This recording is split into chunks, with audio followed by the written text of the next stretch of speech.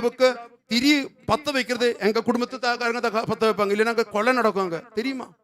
பயங்கர ஆத்மீகம். எங்க ஜாதி தான் ஒசந்த ஜாதி, எங்க ஜாதிக்காரங்க மட்டும் இங்க அதிகம் இருக்கு, மத்தவங்க உள்ள விட மாட்டோம் கோயிலுக்குள்ள. கன்றாவித்தனம். ஜாதி சொல்லி திருச்சபையே நாசமா போயிருச்சு.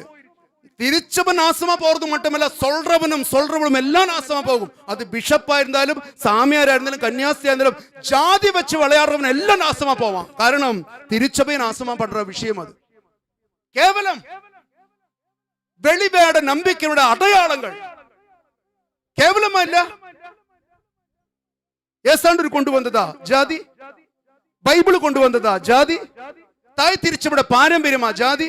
எவனோ கொண்டு வந்தது தூக்கி நடக்கிறானே.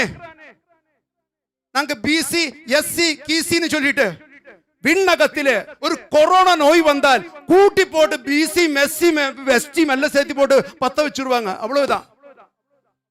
கேவலமா இல்ல? பைபிளை சொல்லுது, கலாத்தியர் புத்தகம் 3வது அதிகாரம் 28வது வசனம் சொல்லுது, இனி உங்களிடையே யூதர் என்றும் கிரேக்கர் என்றும் அடிமைகள் என்றும் உரிமை குடிமக்கள் என்றும் இல்லை, ஆண் என்றும் பெண் என்றும் இல்லை, இயேசு கிறிஸ்துவில் நம் அத்தனை பேரும் ஒரே உறுப்பு. ஹல்லேலூயா, ஹல்லேலூயா. அது பிஷப்பா இருந்தாலும், சாமியாரா இருந்தாலும், கன்னியாஸ்திரியா இருந்தாலும், எந்த ஜாதியா இருந்தாலும், எந்த பொதுமகனா இருந்தாலும், திருமுழுக்கு எடுத்த அத்தனை பேர் இயேசு கிறிஸ்துவின் உடலிலே ஒரே உடலின் உறுப்பினர். நாம் நமக்குள்ள வேறுபாடு இருக்கக்கூடாது. மிக கேவலம். ரொம்ப உணர்ச்சி